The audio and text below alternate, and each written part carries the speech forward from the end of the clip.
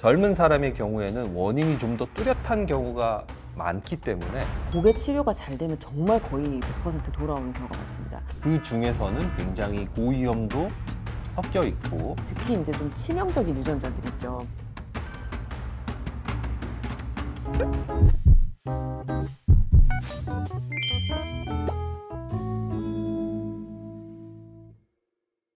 안녕하세요. 신봤다 신부전 TV 시청자 여러분. 저는 서울 아산병원 심장내과에서 근무하고 있는 현준호입니다. 안녕하세요. 저는 양산 부산대학교 병원에서 온 순환기내과 이수용입니다. 신봤다 신부전 TV H 파일 네 번째. 어떤 주제인가요? 젊은 사람에게서 잘 생길 수 있는 신부전에 대해서 말씀드리려고 그럽니다. 신부전이라는 게 1편에서도 자세히 설명이 나왔지만 이게 어떤 질환의 누적으로 인해서 생기는 증상군이 되는 거거든요. 그래서 보통은 질환이 여러 개, 고혈압, 당뇨 아니면 그 외에 다른 판막 질환 이런 게 꾸준히 누적이 돼서 결국에는 나이가 들면 신부전으로 이행되는, 그래서 이제 노인 인구에서 좀 많은 거거든요. 근데 보통 젊은 사람에 있어서는 조금 단일 질환으로 신부전이 생길 수가 있습니다. 이를테면 판막 질환 단독으로 생긴다거나 아니면 조절되지 않는 고혈압 이런 것들로 인해서 신부전으로 바로 이행이 되는 경우가 좀 있을 수가 있는 것이죠.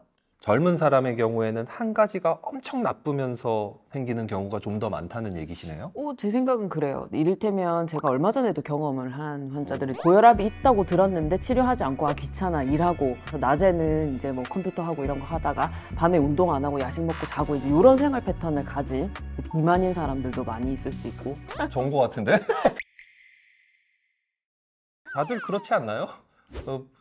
일하면서 그렇죠. 운동 안 하고 그렇죠. 밥 그러면서 먹고. 이제 고혈압, 고지혈증 이런 경우가 생기는데 모른 채로 이렇게 지내시다가 어느 순간 이제 기침이 나기 시작하는 거죠. 그래서 이거 기침이 자꾸 나는데 감기인가 보다. 그래서 감기약 계속 사 먹고 똑같은 생활 패턴을 유지하고, 근데 어느 날 이제 걸어 다니는데 숨이 차기 시작하는 거죠. 계단 올라가는데 못 올라가겠다. 그러면서 이제 병원 가보니까 심장 크다, 빨리 병원 가라, 이런 경우를 생각보다 젊은 환자군에서는 많이 만나게 돼요. 맞습니다. 방금 얘기하시는 분들이 아주 대표적인 그 젊은 환자에서 생기는 신부전 질환군이고요. 제가 주로 보는 젊은 환자분들의 이제 신부전의 주 원인은 고혈압, 아까 말씀하셨듯이 주로 비만이 많아요. 그리고 수면 무호흡증이 많고 혈압을 들었는데 조절을 안 하고 있었고, 그런 와중에 고혈압성 신부전으로 진행하는 그런 군이 하나가 있고, 술을 엄청나게 단기간 많이 먹으면서 생기는 알코올성. 맞습니다. 네. 자주 보죠. 그렇죠. 네. 그리고 말씀하셨던 선천성 심질환이 계속해서 진행하면서 발생하는 신부전. 그리고 마지막으로 유전성 심질환. 맞습니다. 환자도 있었죠. 그리고 임신도 빼놓을 수가 없고요. 갑상선이라든지 그런 다른 내분비 질환에 2차적으로 유발되는 신부전들도 꽤 많이 있습니다.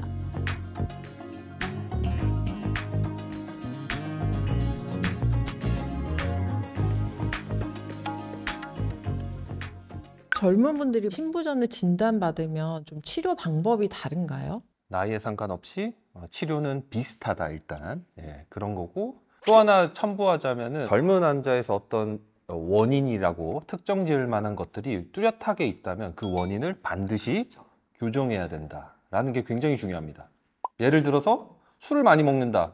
근데 술을 마구 계속 먹으면서 치료를 하면 그 치료 효과가 반감되겠죠. 저희가 체크를 하겠지만 혈압을 제대로 조절하지 않는 상태에서, 또는 혈압을 떨어뜨릴 수 있는 생활 습관 개선을 하지 않는 상태에서 치료만 계속한다면 그 치료 효과가 반감되겠죠. 그래서 원인이 뚜렷하다면 그 원인에 대한 교정을 반드시 한다. 이거는 젊은 사람뿐만 아니라 나이 든 사람에게서도 똑같이 적용은 되지만, 젊은 사람의 경우에는 원인이 좀 더 뚜렷한 경우가 많기 때문에 원인에 대한 교정도 같이 이루어지는 것이 중요하다. 원인을 밝혀서 치료하면 완치될 수도 있을까? 이런 것도 되게 궁금해 하실 것 같은데 어떤가요? 그렇죠. 최근에 정말 약이 좋아졌거든요. 이게 기본 4제 이상을 이제 쓰게 되어 있는데, 거의 고혈압성 같이 단일 원인, 특히 아까 뭐 갑상선도 말씀드렸는데 고개 치료가 잘 되면 정말 거의 100% 돌아오는 경우가 많습니다. 그런 동반 질환 있으면 동반 질환만 교정하면 좋아진다고 저희가 보는데, 요즘은 사실 유전 질환에 대해서 관심이 굉장히 많아지고 있잖아요. 그거는 내가 타고난 거고.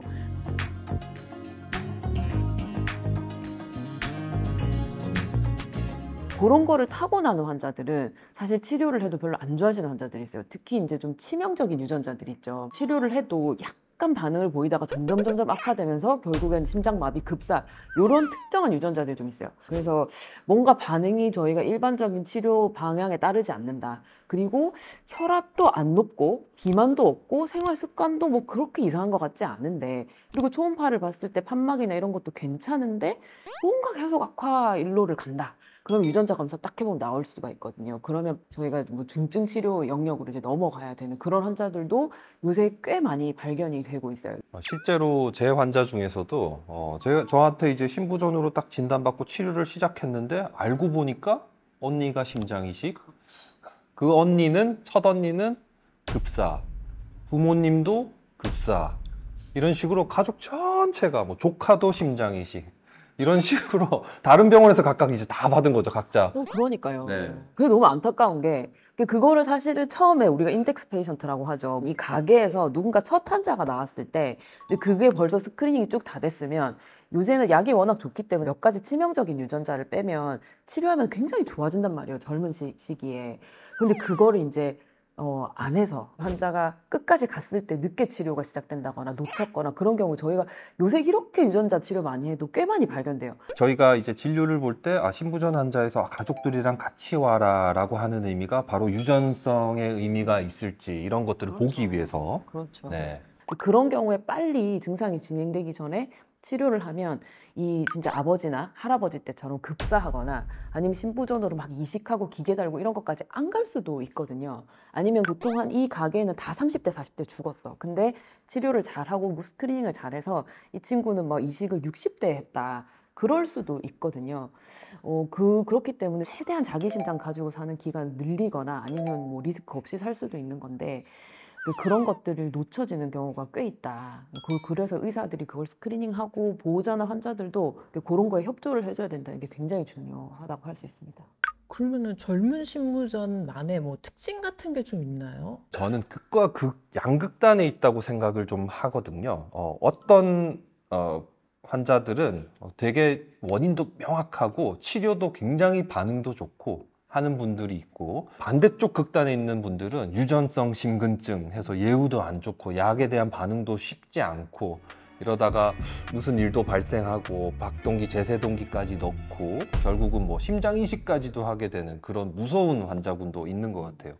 어떠세요? 저도 그렇게 생각합니다. 이게 누가 봐도 근데 딱 그런 환자들은 보입니다. 체급 자체가 약간 미들급 이상으로 이제 올라 있으면서 이제 담배 많이 피고, 그리고 예전에는 저희가 고혈압 기준이 140이었거든요. 지금은 다 이제 120에 80으로 내려왔지만 그거를 철저하게 조절하지 않고 가끔 150, 160이 되고 머리 띵하고 이렇게 해도 그냥 넘어가고 그냥 생활습관 교정을 안 한 게 그냥 딱 봐도 이제 저희가 눈에 보이는 그런 환자들이 있습니다. 그런 사람들은 생활습관 교정하고 음식 싹 바꿔주고 체중 빼고 이렇게 한 거를 의사들이 엄청 강조를 해서 약 먹고 하면 진짜 싹 좋아지는, 아까 말씀드렸지만 너무 빨리 좋아져가지고 정말로 이게 뭐 치료를 하면서 석 달 뒤에 저희가 초음파 되면 거의 정상, 이런 경우도 상당히 많이 있거든요. 말씀하셨던 것처럼 굉장히 잘 돌아오는 분들이 많고 생각보다 약제 반응도 굉장히 좋다라는 게 젊은 신부전 환자의 특징이지만, 그 중에서는 굉장히 고위험도 섞여 있고, 그렇기 때문에 앞서 말씀드렸던 가족력이라던가 여러 가지 동반되는 증상, 징후들을 잘 확인하시는 것이 굉장히 중요하다고 볼 수 있겠죠? 그래서 관리나 치료를 또 더 잘 하실 필요가 있을 것 같은데, 꼭 이런 것들을 지켜주세요 하시는 게 있으시다면. 야식을 굉장히 많이 먹더라고요. 야식이 굉장히 짜거든요. 나이가 젊으니까 집에서 직접 해 먹는 것보다는 밖에서 외식을 많이 하고 배달 음식을 많이 먹게 되는데, 신부전 환자들이 염분을 많이 먹으면 안 좋아요. 심장이 힘들어하기 때문에 염분 섭취를 좀 줄여야 되는데, 그런 측면에서 관리가 조금 어려운 것들이 있더라고요. 맞아요. 그리고 보통 이제 뭐 한 20, 30대, 요새 좀 많아지는 추세죠. 이 젊은 고혈압이 되게 많아지고 있는데, 집에 부인이 있는 한 40, 50대 남자들은 누군가가 계속 관리를 합니다. 그래서 약도 챙겨주고 먹었냐, 좋은 음식을 먹게 하고, 그리고 결혼을 하면 아무래도 책임감이 생기기 때문에 남자든 여자든 간에 아기가 있으면 우리가 치료를 해야 되는 동기부여가 확 되거든요. 근데 진짜 안 되는 층이 딱 이제 20대에서 40대 결혼 안 한 남녀들. 사실 누가 챙겨주는 사람도 없고 치료를 해야 되는 동기부여를 그렇게 많이 받지 못해요. 뭐 뭘 위해서 이제 그런 거죠. 그리고 약도 잘 안 먹는 경우 되게 많죠. 그래서 꼭 이제 진료고 면 이제 외래 다 보고 나갈 때 저 사실은 약이 한 달치 남았어. 그런 경우 많죠. 한 달 빼주세요. 그런 경우 있는 거죠. 이제 그런 거 보면 이 사람 약 잘 안 먹는구나라고 생각을 하거든요. 처음부터 강조합니다. 그래서 너 약 안 먹으면 재발한다. 진짜 내가 네 동생이라 생각하고 얘기한다. 네 이렇게 살면 안 된다. 너 죽는다. 이렇게 엄청 강하게 말씀드려요. 근데 실제로 그렇게 해서 생활습관 교정하고 그럼 내가 위험하구나. 제 환자 교육을 젊은 사람들은 사실 치료 반응이 좋기 때문에 약제 쓰면 교육에 엄청 공을 들이는 편이에요, 저는.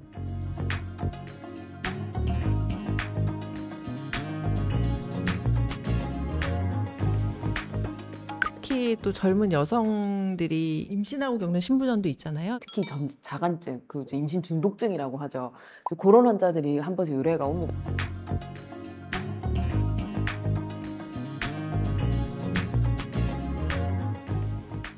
왜냐면 고혈압이 있기 때문에 약제 조절을 위해서 이제 연락이 많이 오게 되는 것이죠. 임신과 출산으로 놓고 본다면은 출산 전에 잘 생기는 건가요? 아니면은 출산 후에 잘 생긴다는 건가요? 다 알면서 자꾸 물어보는데 주산기 심근병증의 정의 자체가 막달에 생기는 걸 얘기합니다. 그래서 딱 그 출산하기 이제 마지막 달 전하고 후에 6개월까지 출산하고 나면 대부분의 이제 임신 관련 질환은 다 좋아지는 거 아닌가요라고 생각하는데 요 병은 딱 다릅니다. 출산을 하고 나서 6개월까지도 갑자기 심장 기능이 확 떨어지면서 이제 뭐 신부전 증상이 나타날 수 있는 게 이제 주산기 심근병증이라고 하거든요.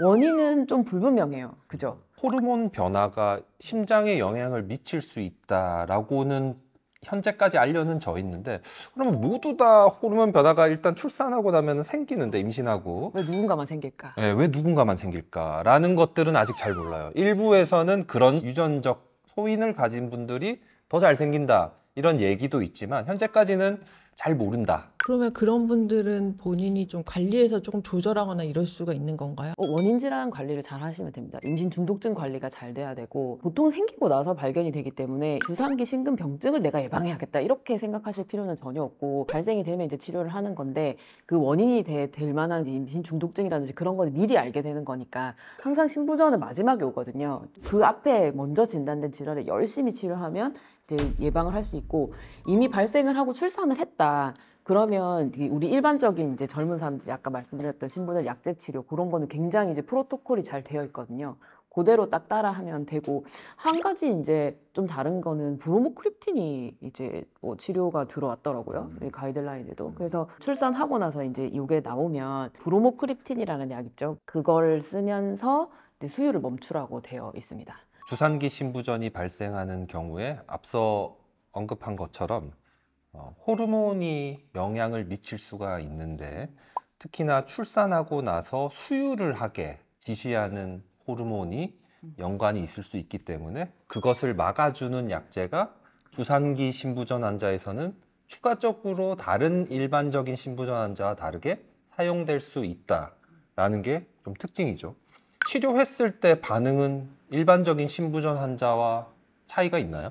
보통은 좋은 것으로 되어 있는데 치료하면 이게 6개월 이상 계속 치료 반응이 없거나 이미 많이 늘어난 심장이라던가 아니면은 박출이라고 하죠. 심장이 잘 뛰는 이제 그 힘. 그거를 이제 저희가 뭐 정상을 60으로 봤을 때 한 30 정도, 일반인의 50%도 안 되게 회복이 된다. 그게 쭉 계속 6개월 이상 치료해도 지속된다 하면 보통 회복이 안 되는 고위험 인자라고 얘기를 하긴 하죠. 그렇게 해서 실제로 쭉 계속 넘어가는 신부전으로 완전히 이제 넘어가는 환자들도 있습니다. 근데 예전에 그런 환자들은 이제 주산기 신부전 환자가 이제 계속 고착화돼서 일반 그 중증 신부전으로 넘어갔습니다라고 생각했는데 한 10년쯤 전에 나중에 이식하고 나서 유전자 검사에 그냥 나오더라고요. 네, 제 환자도 있어요. 실제로 주산기 심근증인 줄 알았는데 코스가 다르고 알고 보니까 유전자 나오고 그러니까 임신을 통해서 첫 증상이 발현된 거죠. 사실 스트레스를 통해서. 그런 환자가 섞여 있을 수 있기 때문에 출산하고 나서 치료를 지속하면서 지속적으로 병원을 다니면서 추적하는 것이 중요하다. 실제로는 주산기 심근증이 아닐 수도 있다. 일부 환자는.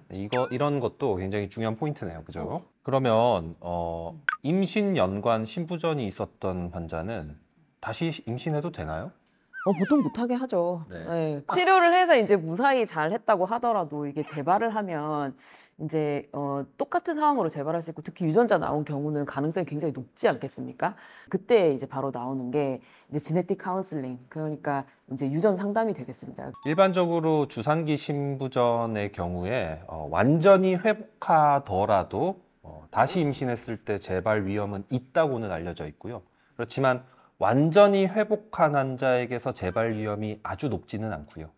그렇지만 완전히 회복하지 않은 상태에서 임신을 하게 되면 악화 위험이 굉장히 높은 편으로 되어 있습니다. 그래서 가급적 완전히 회복한 후에 담당 의사와 상담 후에 결정하는 것이 중요할 것 같아요. 그 사례가 있으세요? 재임신? 재임신해서 무사히 무사히 한 경우는 있습니다. 제 환자 중에. 무사히. 네, 오, 그러니까 그러면 약제 쓰면서. 아니요, 약은 다 끊은 상태에서도 재발은 안 했어요. 완전히 회복했기 때문에. 완전히 회복한 경우에 재발 위험이 제가 지금 정확한 퍼센트가 기억이 안 나는데 한 1, 20% 뭐 이 정도 선이었던 걸로 기억하고, 불완전하게 회복된 경우에는 심각한 악화 위험이 한 절반 정도로 알려져 있다고 제가 기억하거든요. 그럼 혹시 특별히 이제 그런 환자가 재임신을 했어. 그러면 더 신경 써서 뭐 보는 그런 게 있어요? 초음파를 막 한 달에 한 번씩 본다던가 뭐 이런 거? 정확하게 정해진 뭐 본인의 노하우 같은 저의 노하우. 자, 일단 첫 번째는 다시 임신을 생각하게 된다면 꼭 저한테 미리 얘기하라. 그리고 계획적으로 가급적 하시라라는 게 항상 다음 임신 전에 주지하는 내용입니다. 가임기 여성이기 때문에 다시 임신 가능성이 있고 다시 신부전 악화 가능성이 있다라는 거를 꼭 말씀을 드리고요. 신부전 약물 치료하면서 태아에게 해가 될 수 있는 약들이 섞여 있기 때문에 가급적 약물 치료 중에 임신을 계획하고 계신다면 꼭 담당 의사에게 알려야 됩니다. 왜냐하면 특정 약은 빼야 되거든요. 그리고 특정 약을 빼고도 신부전이 악화되지 않고 잘 유지가 되는 것을 확인한 다음에 임신을 하시라라고 얘기를 드리고 있어요. 그래서 먹는 약에 대해서도 신경을 써야 된다라는 것입니다. 임신 중 신부전 환자에 조언해 주실 것들 한마디 해주시면 좋을 것 같아요. 병원에 자주 오셔야 되는 거죠. 이 또 뭐 바쁘다 못하다 이래서 잘 안 오시는 경우가 있는데 잘 오셔야 되고, 그런 경우가 있었거든요. 그러니까 당신은 이제 신부전이 있고 지금 임신 중인데 신부전이 있어서 약을 정말 잘 먹어야 된다. 그래서 좀 안전한 약제들로 구성을 해서 약을 줬는데 사실은 정말 신경 쓰는 사람들은 임신 중에 타이레놀도 안 먹으려고 해요. 약을 싹 다 빼먹고 이제 안 먹거나 막 이런 경우가 있었던 거죠. 그래서 너무 급격하게 악화가 돼서 막 입원하고 막 그랬던 경우가 있단 말이죠. 그래서 저희가 드리는 약제는 꼭 필요한 약제를 챙겨서 드리는 거기 때문에 약을 좀 잘 먹어줬으면 좋겠다. 그거 말고는 이제 아주 기본적인 운동 같은 거, 이제 뭐 고위험 임신이고 이렇게 하면 정말 가족들이 아무것도 하지 말고 집에서 그림처럼 있어라라고 하거든요. 절대 그렇지 않습니다. 그 운동을 똑같이 하셔야 되고 열심히 다니셔야 되고요. 그렇게 해야 태아한테도 좋고 심장에도 좋을 수가 있습니다. 그래서 무리하지 않는 선에서는 가벼운 운동이나 이런 것들은 꼭 해주셔라. 그런 말씀 좀 드리고 싶습니다. 네. 저도 덧붙이자면은 신부전 환자의 임신에서 가장 중요한 점은 신부전이 조절되지 않는 분들은 쉽지 않다. 어려울 수 있다. 다만 신부전이 안정적이고 잘 조절되는 분들은 성공적으로 임신할 수 있다. 그렇기 때문에 희망을 가지셔도 된다라고 얘기를 드리고 싶고요. 두 번째는 엄마가 행복해야 아기도 행복하다. 엄마가 건강하면 아기도 성공적으로 건강하게 낳을 수 있다라는 점을 얘기 드리고 싶습니다. 나 한 가지 덧붙일 말 있어. 네. 남편 남편 엄청 중요합니다. 일반적인 출산도 되게 힘든데 신부전 환자가 출산을 하고 나면 사실 그 병을 아직 가지고 있고, 그래서 이 몸에 급격한 호르몬 변화도 있을 수 있고 피로감이 신부전은 굉장히 심하거든요. 아직 박출률이 회복이 안 되면. 그런데 이 겉보기에는 사람이 젊고 그냥 멀쩡해 보이니까 이제 뭐 억척스럽게 이제 일을 다 하고 아기도 보고 한단 말이에요. 저는 남편분의 이제 정신교육을 엄청 빡세게 시킵니다. 여왕처럼 모셔야 된다. 이 진짜 발이 땅에 닿지 않게 하라. 절대 무리하지 않게 해라. 멀쩡해 보여도 그렇지 않다. 속이 진짜 다 문드러지고 있으니까 절대로 이제 집안일을 상당수 많이 도와줘야 된다. 그렇게 해서 이제 실제로 출산하고 나서 제가 막 뭐라고 하니까 남편이 정신 차리고 이제 많이 도와줘서 오히려 금슬이 더 좋아지고 이런 경우도 있었다. 그거 아주 중요한 팁입니다. 네. 저는 오은영 박사님에 가까운 것 같은데요. 신부전 환자의 임신과 출산에 있어서 환자 본인, 여성 본인도 중요하지만 남편의 역할도 굉장히 엄청 중요하다는 중요합니다. 것이죠. 네. 정말 중요해요. 네. 지금까지 신봤다 신부전 TV였습니다. 구독! 좋아요, 댓글 부탁드립니다.